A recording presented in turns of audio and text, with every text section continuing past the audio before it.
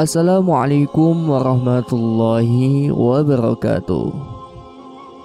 Sahabat Islam agamaku, rahimakumullah.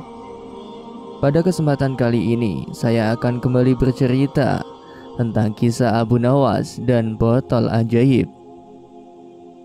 Tidak ada henti-hentinya, tidak ada kapok-kapoknya. Baginda selalu memanggil Abu Nawas untuk dijebak dengan berbagai pertanyaan atau tugas yang aneh-aneh.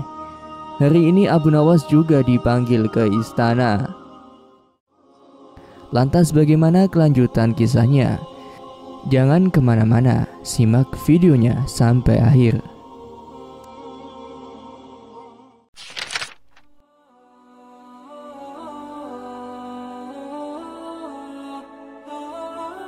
Setelah tiba di istana, Baginda Raja menyambut Abu Nawas dengan sebuah senyuman.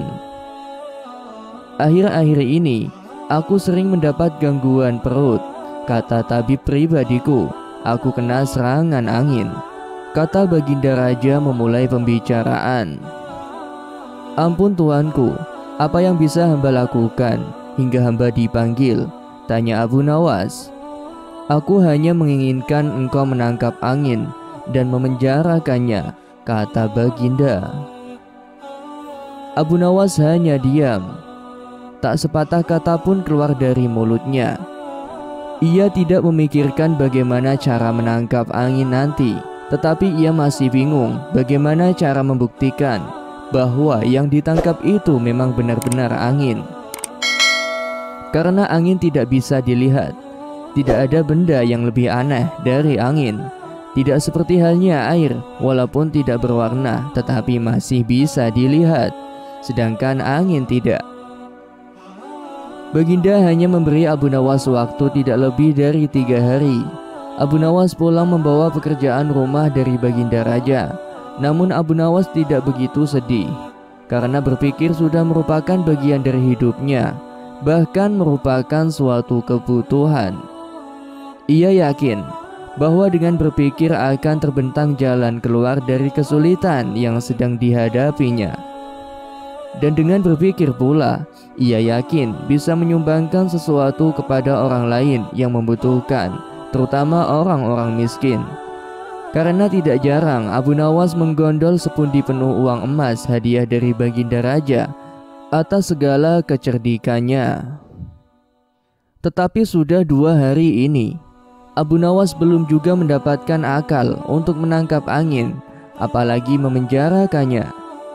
Sedangkan besok adalah hari terakhir yang telah ditetapkan Baginda Raja. Abu Nawas hampir putus asa. Abu Nawas benar-benar tidak bisa tidur walaupun hanya sekejap. Mungkin sudah takdir. Kayaknya kali ini Abu Nawas harus menjalani hukuman karena gagal melaksanakan perintah Baginda.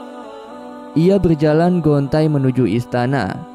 Di sela-sela kepasrahannya kepada takdir, ia ingat sesuatu, yaitu Aladin dan lampu wasiatnya. Bukankah jin itu tidak terlihat? Abu Nawas bertanya kepada diri sendiri. Ia berjingkrak girang dan segera berlari pulang. Sesampainya di rumah, ia secepat mungkin menyiapkan segala sesuatunya, kemudian menuju istana. Di pintu gerbang istana, Abu Nawas langsung dipersilakan masuk oleh para pengawal karena Baginda sedang menunggu kehadirannya. Dengan tidak sabar, Baginda langsung bertanya kepada Abu Nawas, "Sudahkah engkau berhasil memenjarakan angin, wahai Abu Nawas?" "Sudah Paduka yang mulia," jawab Abu Nawas dengan muka berseri-seri sambil mengeluarkan botol yang sudah disumbat. Kemudian Abu Nawas menyerahkan botol itu. Baginda menimang-nimang botol itu. "Mana angin itu, wahai Abu Nawas?" tanya Baginda. "Di dalam, tuanku yang mulia," jawab Abu Nawas penuh takzim. "Aku tak melihat apa-apa," kata Baginda Raja. "Ampun tuanku, memang angin itu tak bisa dilihat. Tetapi bila Paduka ingin tahu angin, tutup botol itu harus dibuka terlebih dahulu," kata Abu Nawas menjelaskan. Setelah tutup botol itu dibuka, Baginda mencium bau busuk.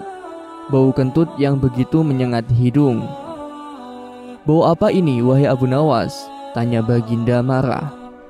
"Ampun tuanku yang mulia, tadi hamba buang angin dan hamba masukkan ke dalam botol itu.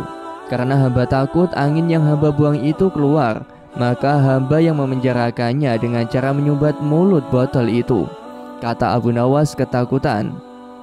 Tetapi Baginda tidak jadi marah karena penjelasan Abu Nawas memang masuk akal. Dan untuk kesekian kalinya, Abu Nawas selamat. Demikianlah sedikit kisah yang dapat saya sampaikan. Semoga bermanfaat dan dapat menghibur kita semua serta menginspirasi. Terima kasih. Wassalamualaikum warahmatullahi wabarakatuh.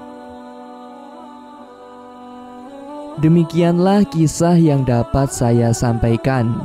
Semoga bermanfaat dan bisa menginspirasi kita semua. Sampai jumpa lagi di cerita-cerita selanjutnya. Wassalamualaikum warahmatullahi wabarakatuh.